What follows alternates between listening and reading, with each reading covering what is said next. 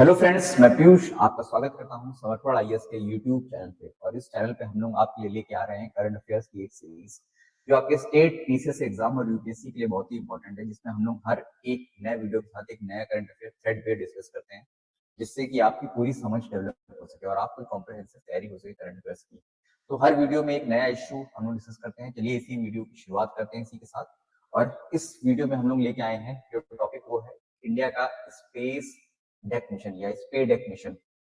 तो ये मिशन क्या है, हम इसके बारे में जानेंगे कि ये स्पेस डेक मिशन क्या है, इसकी इंपॉर्टेंस क्या है इंडिया के लिए। इसी से रिलेटेड इसरो का एक और मिशन है जिसको है पोएम, क्योंकि एक साथ ही लॉन्च किया गया और एक दूसरे से इंटर रिलेटेड है।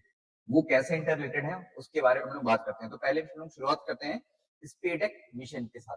तो दिसंबर 30 को क्या हुआ कि इंडिया ने अपना PSLV C-60 जो फ्लाइट है, जो रॉकेट है, उसको लॉन्च किया। और उसको लॉन्च किया क्यों? क्योंकि इंडिया को अपना स्पेस डॉकिंग एक्सपेरिमेंट डिमॉन्स्ट्रेट करने के लिए, क्योंकि जो सैटेलाइट इस PSLV C-60 से भेजी गई थी वो स्पेस डॉकिंग एक्सपेरिमेंट को डिमॉन्स्ट्रेट करने के लिए भेजी गई थी। और इस सैटेलाइट इस लॉन्च व्हीकल के ऊपर सैटेलाइट्स थी जो कि आपका स्पेस डॉकिंग टेक्निक जो है, जो एक्सपेरिमेंट है, उसको दिखाएंगे, उसको करके दिखाएंगे। डॉकिंग क्या होती है? डॉकिंग होती है जो दो अलग अलग सैटेलाइट आके आपस में जुड़ जाती हैं। और अनडॉकिंग क्या होती है? वो अलग हो जाती है। तो अभी तक इंडिया ने जितनी भी सैटेलाइट्स भेजी हैं वो सारी की सारी अलग अलग है, सब और अपने ऑर्बिट्स में अलग अलग घूमती रहती हैं। जैसे ये किधर कोई सैटेलाइट्स आपस में आके डॉक नहीं करती हैं। जैसे शिप आके डॉकयार्ड में डॉक करती है, तो वो जब शिप आती है तो जेट्टी से लगती है, डॉक, उसको बोलते हैं डॉकिंग। तो वैसे ही सैटेलाइट्स भी, दो सैटेलाइट्स जो हैं या दो से ज्यादा सैटेलाइट में आपस में जुड़ जाएंगे, उसको बोलते हैं डॉकिंग। और ये इंपॉर्टेंट है। अगर आपको जैसे इंडिया का क्या है कि इंडिया को अपने स्पेस स्टेशन बनाना है, तो स्पेस स्टेशन के लिए कोई एक साथ बड़ा सा स्पेस स्टेशन लॉन्च नहीं किया जाएगा। अलग अलग सैटेलाइट, अलग अलग मॉड्यूल्स भेजे जाएंगे जो आपस में कनेक्ट करेंगे, आपस में डॉक। और कनेक्ट कैसे करेंगे? जब कनेक्ट करेंगे तो दो मॉड्यूल्स हैं, जो दो सैटेलाइट्स हैं, वो आपस में पास आएंगे, डॉक करेंगी और जुड़ती चली जाएंगी ऐसी 5-6, और वो इंडिया का स्पेस स्टेशन बनाएंगे। और ऐसा ही हुआ है इंटरनेशनल स्पेस स्टेशन की जब हम बात करते हैं, वहां उसको बनाया कैसे गया है? अलग अलग मॉड्यूल्स भेज के और आपस में डॉक करा के, आपस में कनेक्ट करवा के। तो ये तरीका होता है किसी बड़े सैटेलाइट्स को, किसी बड़ी स्पेस स्टेशन को बनाने का। डॉकिंग की प्रक्रिया उसके अलावा भी और चीजों में इंपॉर्टेंट रहेगी इंडिया की जो आगे के मिशन है, उसकी भी हम लोग यहाँ पे बात करेंगे। तो इसीलिए इंडिया ने जो स्पेस डॉकिंग है, स्पेस में जो डॉकिंग है, उसको करने के लिए ये एक्सपेरिमेंट लॉन्च किया है। और रॉकेट कौन सा यूज किया है? PSLV C-60। दिसंबर 30 को ये मिशन लॉन्च हुआ था। कहां से लॉन्च हुआ था? इंडिया का जो सतीश धवन स्पेस सेंटर है श्रीहरिकोटा में, वहां से इस स्पेस मिशन को लॉन्च किया गया था। और जो रॉकेट है हमारा PSLV C-60, इसके ऊपर दो सैटेलाइट्स हैं। एक का नाम है SDX-01 जिसको हम लोग चेजर बोलेंगे, और दूसरे का है SDX-02 जिसको हम लोग टारगेट बोलेंगे। और दोनों सैटेलाइट का वेट बराबर है, 220 kg है। क्या होगा? जो रॉकेट होगा इनको लो अर्थ ऑर्बिट में लगभग 470 किलोमीटर अबव अर्थ सरफेस इनको लॉन्च करेगा। और ऑर्बिट में इनको, अर्थ के ऊपर इनको ऑर्बिट में डाल देंगे। फिर ये क्या करेंगे? दोनों सैटेलाइट आपस में रॉन्डेवू करेंगे। रॉन्डेवू एक फ्रेंच वर्ड है, इसका मतलब है कि आपस में पास आना, दूर जाना। तो ये सब चीजें जो होती है ना, ये जुड़ने से पहले दोनों सैटेलाइट्स दूर जाएंगी, रॉन्डेवू, ये भी उसी के ही पार्ट है। फिर ये सैटेलाइट्स आपस में पास आती चली जाएंगी, फिर जुड़ेंगी, डॉक करेंगी, और उसके बाद फिर अपनी अनडॉक करेंगी, मतलब आपस में डिसकनेक्टेड हो जाएंगी। तो ये सारा प्रोसेस जो है इसको बोला जाएगा रॉन्डेवू, डॉकिंग, अनडॉकिंग। ये दोनों सैटेलाइट चेजर और टारगेट मिलकर ये डिमॉन्स्ट्रेट करेंगे, हम लोगों को दिखाएंगे, इसरो दिखाएगा, अपनी इस कैपेबिलिटी को टेस्ट करेगा स्पेस में। और इसको जो और फाइन ट्यून करने की जरूरत होगी वो आगे करेगा। तो ये पहले, मतलब इसका मिशन का पर्पस क्या है? डिमॉन्स्ट्रेट करना, दिखाना कि इंडिया ये टेक्नोलॉजी पॉजेस करता है, और इसको स्पेस में टेस्ट करना। इसके अलावा जो मैंने बोला था कि पोएम 4 के बारे में बात करेंगे, तो वो ये है कि PSLV का जो 4, ये कई स्टेज में, 4 स्टेज में रॉकेट है। तो हर स्टेज, जब रॉकेट लॉन्च होता है तो कुछ टाइम के बाद स्टेजेस जो होती हैं वो अलग हो जाती है रॉकेट से। और और गिर जाती है या फिर स्पेस डेब्रीज बन जाती है। तो नॉर्मली क्या होता है, फोर्थ स्टेज रॉकेट में, जो फोर्थ स्टेज होती है वो जब ऑर्बिट को, जब सैटेलाइट्स को उनके ऑर्बिट में लॉन्च कर देती है, डाल देती है, तो उसके बाद उसको फोर्थ स्टेज होता है, वो क्या होता है, वो वहीं पे स्पेस डेब्री की तरह, स्पेस डेब्री जिसको हम लोग अंतरिक्ष कचरे की तरह कचरा बोलते हैं, वो बन जाता है, क्योंकि उसका कोई फर्दर यूज नहीं होता। तो वो वही एक कचरा बन जाएगा और अर्थ के सरफेस के ऊपर स्पेस में घूमता रहेगा, टहलता रहेगा। उससे खतरा ये भी होता है कि दूसरे सैटेलाइट्स को लॉन्च करेंगे। तो स्पेस डेब्रिस अपने आप में एक टॉपिक है, उसके लिए अलग अलग देश अलग अलग प्रयास कर रहे हैं। लेकिन यहाँ पे क्या इंडिया क्या करेगा, पीएसएलवी का जो फोर्थ स्टेज होगी, वो इन दोनों चेजर और टारगेट को उनके ऑर्बिट में लॉन्च करने के बाद वो स्पेस डेब्रिस नहीं बनेगा, कचरा नहीं बनेगा, क्योंकि वो भी अपने एक टाइप का सैटेलाइट है और उसमें 24 से ज्यादा पेलोड्स है। पेलोड्स मतलब अलग अलग एक्सपेरिमेंट उसके ऊपर रखे गए हैं, जो कि एक बार वो चेजर और टारगेट को उनके ऑर्बिट में डाल देगा। उसके बाद ये भी अपने आप में एक, जिसका फोर्थ स्टेज है हमारे रॉकेट का, वो अपने आप में ही एक सैटेलाइट बन जाएगा। उसके सैटेलाइट के अंदर कई पेलोड हैं, 24 से ज्यादा पेलोड हैं, जिसको इसरो की वेरियस यूनिट्स ने बनाया है, या फिर कुछ एजुकेशन इंस्टीट्यूशंस ने बनाया है, कुछ प्राइवेट कंपनीज ने बनाया है। और ये सारे जो आपके पेलोड्स हैं, ये अलग अलग एक्सपेरिमेंट करेंगे, अलग अलग चीजें दिखाएंगे। तो इसी फोर्थ टेस्ट करेंगे ये, तो इसी फोर्थ स्टेज को हम लोग ने पोएम 4 बोला है। तो ये जो हमारा स्पेसएक्स मिशन है, इससे थोड़ा सा अलग है, लेकिन इसी से पास है, इसी से कनेक्टेड है, क्योंकि सेम रॉकेट यूज किया जा रहा है। और सेम रॉकेट है जिस रॉकेट से हम लोग चेजर और टारगेट को रॉस डेवी और डॉकिंग और अनडॉकिंग डेमोन्स्ट्रेशन के लिए यूज कर रहे हैं, उसी के फोर्थ स्टेज को हम लोग पोएम 4 बोल रहे हैं, क्योंकि उसके ऊपर अलग अलग एक्सपेरिमेंट होंगे। अभी थोड़े थोड़े हम लोग देख लेंगे कि पेलोड से क्या काम होगा। पेलोड का मतलब होता है कि जो कि उसके ऊपर इक्विपमेंट्स रखे गए हैं। तो स्पेसएक्स जो डॉकिंग डेमोन्स्ट्रेशन है, वो एक्सपेक्टेड है कि वो 2020, अब दिसंबर 30 को लॉन्च किया गया है, तो 2025 में जो डॉकिंग है, जो आपस में पास आना, मैकेनिकली कनेक्ट होना, इसको एक्सपेक्ट किया जा रहा है कि ये अर्ली 2025 में होगा, मतलब जनवरी के ही दौरान होगा। तो जनवरी 7 या 8 एक्सपेक्टेड डेट है, जब इसरो इसको अपने डॉकिंग और अनडॉकिंग की जो एक्सपेरिमेंट है, इसको कंडक्ट करेगी स्पेस में, इन दोनों सैटेलाइट जो चेजर और टारगेट है, इनको यूज करते हुए। तो अभी के लिए ये 470 किलोमीटर अबव अर्थ सरफेस अपने स्पेस, अपने जो ऑर्बिट है उसमें ये लॉन्च कर दिए गए हैं। और होएगा क्या, अभी क्या है, जब एक साथ लॉन्च किए गए हैं और एक ही ऑर्बिट में लॉन्च किए गए हैं, मतलब ये दोनों एक, इनका दोनों का चेजर और टारगेट का ऑर्बिट जो है अर्थ के अराउंड, वो सेम ऑर्बिट है। और ये चेजर और टारगेट में की स्पीड अलग अलग होगी आपस में, क्योंकि एक साथ लॉन्च किए गए हैं। अब इनके बीच में इसरो क्या करेगी, पहले इनके बीच में डिस्टेंस को बढ़ाएगी, तो इसीलिए इनकी स्पीड्स अलग अलग रखी गई है। दोनों के ऊपर प्रोपल्शन सिस्टम है, जिसकी वजह से दोनों मूव कर सकते हैं। तो दोनों की स्पीड अलग रखी गई है, ताकि जो इनके ताकि जो एक ऑर्बिट है, उसी में दोनों के डिस्टेंस जो है वो 10 किलोमीटर से लेकर 20 किलोमीटर के बीच में मेंटेन किया जाएगा। कैसे किया जाएगा, पहले ये चेजर है, ये टारगेट है, तो जो टारगेट प्रोपल्शन, जो टारगेट सैटेलाइट प्रोपल्शन सिस्टम है, उसको पहले यूज करके दोनों उसकी स्पीड बढ़ाई जाएगी चेजर के कंपैरिजन में, और उसको दूर किया जाएगा। लेकिन सैटेलाइट अगर प्रोपल्शन सिस्टम लगातार चलता रहेगा, तो क्या होगा, चेजर जो है वो कुछ टाइम के बाद दूर ही चला जाता रहेगा, इससे दूर चला जाता रहेगा। लेकिन क्या किया जाएगा, फिर इसका प्रोपल्शन सिस्टम कुछ टाइम के बाद इसको स्लो डाउन करेगा, इसकी टारगेट की जो स्पीड है वो स्लो डाउन करेगा, और इवेंचुअली आखिरी में क्या होगा कि दोनों के बीच में जो डिस्टेंस मेंटेन करेगा इसरो, वो होगा 20 किलोमीटर। और इस 20 किलोमीटर को कुछ टाइम के लिए मेंटेन किया जाएगा, और इस चीज को इसरो बोल रहा है फार रॉन्डेवू, मतलब फार रॉन्डेवू प्रोसेस है। ठीक है, जब दोनों सैटेलाइट का चेजर और टारगेट का डिस्टेंस जो है वो 20 किलोमीटर के अराउंड मेंटेन हो जाएगा, एक कांस्टेंट डिस्टेंस, तो उसको बोला जाएगा फार रॉन्डेवू। और फिर इस फार रॉन्डेवू होने के बाद दोनों सैटेलाइट के बीच में डिस्टेंस मेंटेन रहेगा कुछ टाइम तक।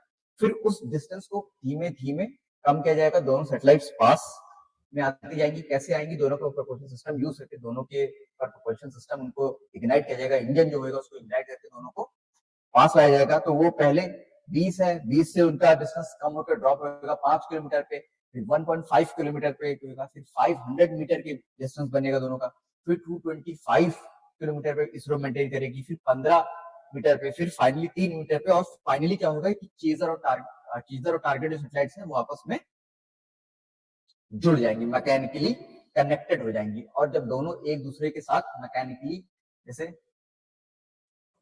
डिस्टेंस जो है दोनों का 20 किलोमीटर है, अभी सैटेलाइट्स यहाँ पे हैं, फिर इसको कम किया जाएगा 5 किलोमीटर रह जाएगा केवल डिस्टेंस, फिर कम किया जाएगा केवल 500 मीटर रह जाएगा, और फाइनली दोनों सैटेलाइट्स जो होंगी वो आपस में आके जुड़ जाएंगी, मैकेनिकली कनेक्ट हो जाएंगी, और उसको बोला जाएगा कि दोनों की डॉकिंग होगी। और दोनों की डॉकिंग होने के बाद क्या होगा, टारगेट और चेजर के बीच में दोनों के अपने पावर सिस्टम्स होंगे। पावर सिस्टम जैसे इलेक्ट्रिसिटी बनती है, तो पावर को भी ट्रांसमिट किया जाएगा, पावर को ट्रांसफर किया जाएगा चेजर से टारगेट के बीच में। तो ये भी डिमोन्स्ट्रेट करके देखना चाहता है, क्योंकि जब आगे चल के इंडिया अपना स्पेस स्टेशन बनाएगा तो उसमें इस फैसिलिटी की या फिर इस टेक्निक की जरूरत पड़ेगी कि अगर एक जो मॉड्यूल है उसके पास इलेक्ट्रिसिटी कम हो रही है, उसके पास पावर कम हो रही है, तो जब दूसरा मॉड्यूल उसके साथ डॉक करेगा तो वो अपनी पावर जो अपने सिस्टम अपने उस पर जनरेट कर रहा है उसको ट्रांसफर कर सके।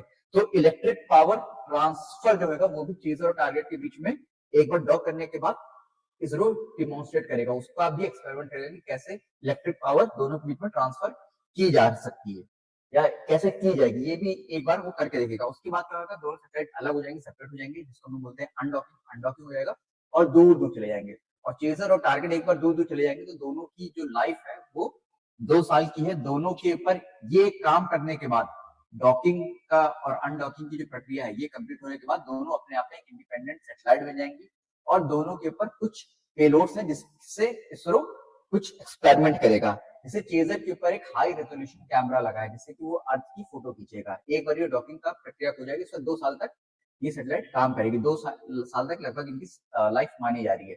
टारगेट जो सैटेलाइट है इसके ऊपर भी मिनिएचर मल्टी स्पेक्ट्रल पेलोड लगा है, कैमरा लगा, उसको भी एक टाइप का कैमरा है, मल्टी स्पेक्ट्रल पेलोड मतलब अलग अलग स्पेक्ट्रम में वो फोटो खींच सकता है अर्थ की। और उसके साथ साथ एक रेडिएशन मॉनिटर भी लगा है जो कि सन से आने वाली जितनी रेडिएशन है, ये इलेक्ट्रॉन फोटोन उनको मॉनिटर करेगा कितना कितना उनकी वेलोसिटी है या फिर कितनी एनर्जी से आ रही है। तो ये सारे पेलोड जो है वो चीजें और टारगेट के ऊपर लगे हैं और एक बार जब अपना काम कर लेंगे, डॉकिंग डिमोन्स्ट्रेट कर देंगे, डॉकिंग और अनडॉकिंग, उसके बाद फिर ये अपने जो नॉर्मल इनका काम है फोटो खींचना अर्थ की और मल्टी स्पेक्ट्रल कैमरे से अर्थ के ऊपर फोकस करना वो सब करेंगे और रेडिएशन मॉनिटर करना। दोनों के अलग अलग पेलोड लगे हैं, दोनों अपने अलग अलग काम करेंगे। अब इंडिया के लिए इंपॉर्टेंस क्या है, इंडिया इसको कंडक्ट करने के बाद ये जो ऑपरेशन है इसको टेक्निक है, इसको टेक्नोलॉजी को डिमोन्स्ट्रेट करने के बाद इंडिया उस सेलेक्टेड ग्रुप ऑफ कंट्रीज में आ गया है जिसमें यूएस, चाइना और रशिया है जो ये 2 सैटेलाइट को स्पेस में डॉक करा सकती है या अनडॉक करा सकती है। तो इंडिया चौथा ऐसा कंट्री बन जाएगा इस सक्सेसफुल डेमोन्स्ट्रेशन के बाद जो कि अपनी सैटेलाइट्स को जोड़ सकता है, स्पेस में डॉक करा सकता है और अनडॉकिंग टेक्नोलॉजी पोजेस करता है। तो इंडिया के लिए इसकी इंपॉर्टेंस क्या है, ये इतना स्पेशल क्यों है इंडिया के लिए? जैसे कि मैंने पहले बोला कि इंडिया का एक प्लान है कि अपना स्पेस स्टेशन बनाने का, और इंडिया उसको बोल रहा है भारतीय अंतरिक्ष स्टेशन। तो वो ऐसा नहीं है कि पूरा स्टेशन एक साथ एक पूरी रॉकेट पे लॉन्च कर जाएगा, ऐसा नहीं होगा। मल्टीपल रॉकेट लॉन्चेस होंगे, अलग अलग मॉड्यूल लॉन्च किए जाएंगे और अलग अलग मॉड्यूल को अलग अलग टाइम पे स्पेस में लॉन्च किया जाएगा और फिर कुछ टाइम के बाद आपस में जोड़ा जाएगा और जिससे कि इंडिया का भारतीय अंतरिक्ष स्टेशन बन के तैयार हो जाएगा। तो वहां पे जब मॉड्यूल आपस में जोड़ेंगे तो उनको हम बोलते हैं डॉक कराना। तो मॉड्यूल डॉकिंग होगी और जिससे कि एक फाइनली एक बड़ा सा स्पेस स्टेशन इंडिया अपना तैयार कर लेगा। उसके साथ साथ इस डॉकिंग टेक्नोलॉजी की और भी जगह इंपॉर्टेंस है। इंडिया जो है एक आगे चल के फ्यूचरिस्टिक मिशन है उसका कि वो मून के ऊपर एस्ट्रोनॉट्स अपने लॉन्च करेगा, तो वहां पे भी डॉकिंग चाहिए होती है क्योंकि आप एस्ट्रोनॉट जब भेजेंगे मून के ऊपर लैंडर से और फिर वो लैंडर जब वापस आएगा और ऊपर जो सैटेलाइट होगी, स्पेस क्राफ्ट होगा, उसमें आके जुड़ेगा, तो उसमें भी डॉकिंग अनडॉकिंग चाहिए रहती है। अनडॉक करके वो एस्ट्रोनॉट को नीचे लेके जाएगा और फिर ऊपर जब आएगा लूनर सरफेस से मतलब मून के सरफेस से, तो वो वापस जो स्पेस क्राफ्ट है उसमें आके जुड़ेगा। तो इंडियंस को जो मून पे डालने का इंडिया का मिशन है उसमें भी ये चाहिए होगा। इंडिया उसके साथ एक चंद्रयान मिशन 4 लॉन्च करना चाहता है जिसमें वो लूनर जो आपका लूनर पूरा सरफेस है, जो पोल्स होते हैं मून के, वहां से रॉक सैंपल या अर्थ जो सॉइल सैंपल है उसको लाना चाहता है। तो उसमें भी ये डॉकिंग टेक्नोलॉजी इंपॉर्टेंट है क्योंकि जो सैंपल रिटर्न व्हीकल होगा जो कि मून के सरफेस पे जाके सैंपल को कलेक्ट करेगा, वो फाइनली आके क्या है, मून के ऊपर जो स्पेस क्राफ्ट होएगा, जो रिटर्निंग कैप्सूल होएगा, जो कि वापस अर्थ पे आएगा, उससे निकल के जाएगा, वहां पे सैंपल कलेक्ट करेगा और वापस आके रिटर्न कैप्सूल से जुड़ेगा, स्पेस क्राफ्ट से जुड़ेगा, और वो स्पेस क्राफ्ट जो और अपना जो उसने सैंपल लिया होगा उसको ट्रांसफर करेगा रिटर्न कैप्सूल से, और जो रिटर्न कैप्सूल है वो उसको वापस अर्थ में लेके आएगा। तो इन सारी चीजों के लिए जो हमारा ये डॉकिंग टेक्नोलॉजी है वो इंपॉर्टेंट हो जाती है, और इसरो इसी को ही डिमॉन्स्ट्रेट कर रहा है। तो ये इंपॉर्टेंस है क्योंकि ये भारतीय अंतरिक्ष स्टेशन और बाकी मून मिशन, जो चंद्रयान मिशन है, उसके लिए ये टेक्नोलॉजी बहुत जरूरी हो जाएगी आगे चल के, जो हम लोग इस मिशन लॉन्च करना चाहते हैं। उसके अलावा अब हम लोग आते हैं पोएम 4 के ऊपर। पोएम 4 क्या है, मैंने आपको बता दिया कि जो फोर्थ स्टेज होगी पीएसएलवी C-16 रॉकेट की, वो स्पेस डेब्रिस नहीं बनेगी, उसके पास खुद के कुछ पेलोड्स लगे हैं, कुछ एक्सपेरिमेंट्स लगे हैं। तो एक बार ये टारगेट और चेजर वाला जो डॉकिंग एक्सपेरिमेंट है वो कंडक्ट हो जाएगा, तो उसके बाद ये स्पेस जो फोर्थ स्टेज है ये अपने आप में एक सैटेलाइट बन जाएगा, और जो इसके ऊपर पेलोड्स लगे हैं, एक्सपेरिमेंट लगे हैं, वो एक्सपेरिमेंट टेस्ट किए जाएंगे। तो इसमें भी कुछ इंपॉर्टेंट एक्सपेरिमेंट हैं पोएम 4 में, कुछ इनके बारे में भी देख लेते हैं हम लोग। जो लगभग 24 पेलोड्स हैं, 14 जो है इसरो के सेंटर्स ने बनाए हैं, और 10 एकेडमिक इंस्टीट्यूशंस और प्राइवेट इंडस्ट्रीज ने बनाए हैं। कुछ खास इंपॉर्टेंट है, जो पहले 3 है इसको इसरो ने ही बनाए हैं। इसरो के अलग अलग जो लेबोरेटरीज होती है, जो पहला है आपका वॉकिंग रोबोटिक आर्म, जिसको इसका साइंटिफिक नेम है relocatable robotic manipulated technology demonstrator. इसमें क्या है कि जो रोबोटिक आर्म आप देखते हो, एक ऐसे रोबोट टाइप का रहेगा, और वो इंच वॉर्म वॉकिंग टेक्निक जो होती है, जैसे इंच वॉर्म आपका एक टाइप का वो होता है, वो ऐसे चलता है। तो इस टेक्निक को यूज करते हुए जो हमारा वॉकिंग रोबोटिक आर्म है, वो पोएम, जो कि आपका जो पोएम जो फोर्थ स्टेज है हमारे पीएसएलवी रॉकेट की, उसके ऊपर वो चलेगा। क्योंकि इस रोबोटिक आर्म का भी डेमोन्स्ट्रेशन किया जाएगा, उसको भी टेस्ट किया जाएगा। इंडिया ये भी दिखेगा कि इस टेक्नोलॉजी को कैसे यूज किया जाता है स्पेस में, क्योंकि आप हर समय सैटेलाइट्स में कुछ प्रॉब्लम्स आते रहते हैं। तो जो सैटेलाइट कभी एस्ट्रोनॉट बाहर निकल के करते हैं, लेकिन most of the time robots निकल के करते हैं। रोबोटिक आर्म होती है वो, जो कि कुछ फॉल्ट आ गया, कुछ टूट गया, तो उसको जोड़ना, ये सब रोबोट्स करते हैं। तो रोबोटिक आर्म की टेक्नोलॉजी भी इंडिया डिमॉन्स्ट्रेट करेगा, जिसको हम लोग बोल रहे हैं वॉकिंग रोबोटिक आर्म। इसको जो है आपका इसरो का इनर्शियल सिस्टम यूनिट बनाएगा, उसने बनाया है इसको, इसरो का ही एक लेबोरेटरी है, इसरो इनर्शियल सिस्टम यूनिट। उसके अलावा जो ये 2 हैं, मैं मेन बता रहा हूँ, सारे 14 इंपॉर्टेंट नहीं है, कुछ ही इंपॉर्टेंट है इसमें से। विक्रम साराभाई स्पेस सेंटर, जो भी इसरो की ही एक यूनिट है, इसरो का ही एक सेंटर है, ये डेब्रिस कैप्चर रोबोटिक मैनिपुलेटर बनाएगा। और जैसे हम लोगों ने अभी बात करी कि स्पेस में डेब्रिस की प्रॉब्लम बढ़ रही है, डेब्रिस की प्रॉब्लम क्या है, कुछ सैटेलाइट्स अपने टाइम के बाद डिफंक्शनल हो जाती हैं, बेकार हो जाती हैं। तो वो क्या करती है, वो स्पेस में ही रहती है, और स्पेस में उनको कोई यूज नहीं रहता है, कचरे की तरह ही पड़ी रहती है, और अर्थ के चारों तरफ तेजी से घूमती रहती है, तेजी स्पीड से। ये जो स्पेस डेब्रीज हैं, ये क्या है, जो फंक्शनल सैटेलाइट्स हैं या फिर स्पेस स्टेशन हैं जो लोग बना रहे हैं, तो इनके लिए खतरा पैदा करती है, क्योंकि बहुत तेजी की स्पीड से मूव करती हैं, और इनसे डर होता है कि ये फंक्शनिंग सैटेलाइट को आके टक्कर मार देंगे, उसको भी खराब कर देंगे। तो स्पेस डेब्रिस का जैसे जैसे कंट्रीज जो है नई नई सैटेलाइट लॉन्च कर रही है, वैसे स्पेस डेब्रिस का जो खतरा है, जो मेनेंस है, ये बढ़ता जा रहा है, ये प्रॉब्लम बढ़ती जा रही है। कई अलग अलग कंट्रीज प्रयास कर रहे हैं कि किस तरह से इस कचरे को कम किया जाए, स्पेस डेब्रिस को कम किया जाए। तो इंडिया भी उसी में एक नई टेक्नोलॉजी अपना यूज कर रहा है, डिमॉन्स्ट्रेट कर रहा है। और इसरो क्या करेगा, डेब्रिस कैप्चर रोबोटिक मैनिपुलेटर, इसमें भी वही है कि एक रोबोट टाइप का होएगा, जो कि पोएम से कनेक्टेड होगा, और वो जो स्पेस डेब्रिस जो कि आसपास घूम रहे होंगे, उनको पकड़ के कलेक्ट करेगा, क्रश करेगा, ताकि वो डेब्रिस को ताकि उन डेब्रिस को छोटा कर से क्रश कर देगा, छोटा कर देगा वो। तो बड़े बड़े जो टुकड़े होंगे, वो जो सैटेलाइट की चारों तरफ घूम रहे होंगे, वो छोटे हो जाएंगे। तो ये भी एक टेक्निक है स्पेस डेब्रिस को कम करने का। इसमें क्या है, रोबोटिक आर्म जो है वो स्पेस डेब्रिस को पकड़ के जो आसपास से गुजर रही होंगे उनको पकड़ लेगी ऐसे। फिर तो ये विक्रम साराभाई स्पेस सेंटर ने ही एक compact research module for orbital plant studies भी लॉन्च किया है। इसमें क्या है, 8 काउपी, एक टाइप का काउपी क्या होता है आपका, एक टाइप का पल्सेस है, काउपी सीड्स का जर्मिनेशन और ग्रोथ को स्टडी करेगा स्पेस में। तो ये 7 दिन का एक्सपेरिमेंट है।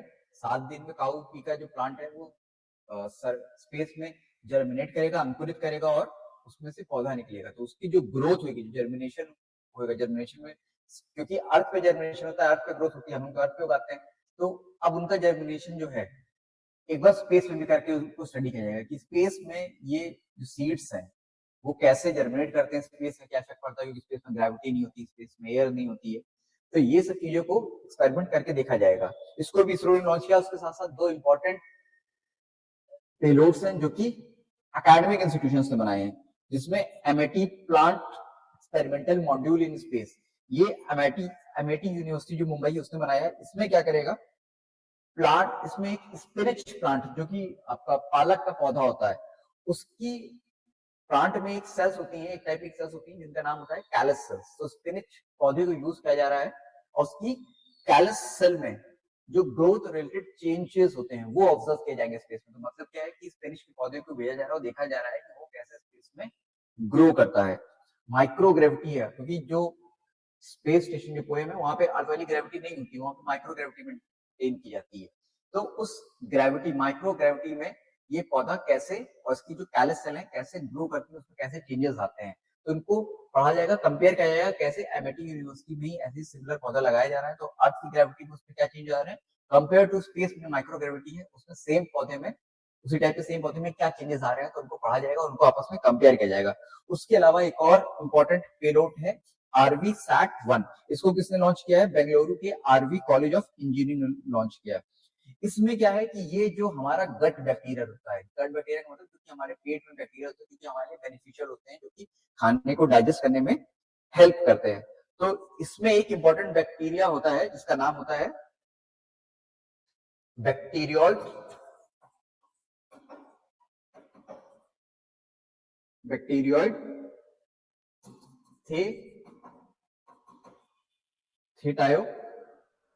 थायोटोमाइक्रोन। तो ये इंपॉर्टेंट बैक्टीरिया होता है, हमारे गट में पाया जाता है। तो ये देखा जाएगा कि स्पेस में इसकी ग्रोथ को मेजर किया जाएगा कि ये कैसे स्पेस में बिहेव करता है। तो उससे हम लोग को क्या हेल्प मिलेगी, ये एक्सपेरिमेंट इसलिए करने किया जाएगा ताकि जो ह्यूमन फिजियोलॉजी होती है, क्योंकि ये बैक्टीरिया हमारे गट में पाया जाता है, हमारे पेट में पाया जाता है, हमारे स्टाइन में पाया जाता है। तो उसमें ये देखा जाएगा कि जो ह्यूमन फिजियोलॉजी है वो स्पेस में कैसे काम करती है, उसको समझने के लिए, उसको अंडरस्टैंड करने के लिए। और जब स्पेस में काम करेगी तो स्पेस में कौन होते हैं, एस्ट्रोनॉट। तो एस्ट्रोनॉट्स की जो हेल्थ होती है स्पेस में जो रहते हैं, हम लोग सुनीता विलियम का केस देख रहे हैं कि कई दिनों से स्पेस में फंसी हुई है वो। तो एस्ट्रोनॉट्स जो कि लंबे टाइम के लिए रहते हैं, छोटे कम टाइम के लिए रहते हैं, तो स्पेस में जब वो रहते हैं तो उनकी ह्यूमन फिजियोलॉजी कैसे काम करती है, या फिर ह्यूमन फिजियोलॉजी में क्या कैसे कैसे चेंज आते हैं। तो ये एक्सपेरिमेंट इस चीज के लिए कंडक्ट कराया जा रहा है। ये इसको एकेडमिक इंस्टीट्यूशन कर रहा है जिसका नाम है आरवी कॉलेज ऑफ इंजीनियरिंग। तो इसके साथ ही हम लोग ने इंडिया का स्पेसएक्स मिशन के बारे में पढ़ा, उसके बारे में जाना कि स्पेसएक्स मिशन क्या है, वो क्या हमारे लिए क्यों इंपॉर्टेंट है। हमने अभी बात करी थी कि वो डॉकिंग और अनडॉकिंग टेक्नोलॉजी को डिमॉन्स्ट्रेट करने के लिए इंपॉर्टेंट है, क्योंकि इंडिया आगे चल के अंतरिक्ष स्टेशन बनाना चाहता है, मतलब स्पेस स्टेशन बनाना चाहता है, जो मून चंद्रयान मिशन भेजना चाहता है उसके लिए ये इंपॉर्टेंट है। तो ये जो आपका मिशन है ये इन सब चीजों के लिए इंपॉर्टेंट है, और इसके साथ ही India select group of countries में शामिल हो गया है जिसके जो ये टेक्नोलॉजी पॉजेस करता है। उसके साथ साथ हम लोग ने इंपॉर्टेंस भी देखी इसकी, पोएम 4 के बारे में जाना कि पोएम 4 क्यों इंपॉर्टेंट है हमारे लिए। तो ये सब हमारा था आज का लेक्चर। तो अगर आपको लेक्चर पसंद आया हो तो वीडियो को लाइक कीजिए, हमारे चैनल को सब्सक्राइब कीजिए, और आप कोई भी डाउट है, कुछ जानना चाहते हैं, हमसे जुड़ना चाहते हैं, तो आप हमें कमेंट बॉक्स में लिख सकते हैं, उसका जवाब दिया जाएगा। तो इसी के साथ ये करंट अफेयर की सीरीज हम जारी रखते हैं और मिलते हैं एक नए वीडियो में एक नए और इंटरेस्टिंग टॉपिक के लिए जो कि आपके एग्जाम के लिए इंपॉर्टेंट होगा। अब तक के लिए मैं आपसे विदा लेता हूँ, धन्यवाद।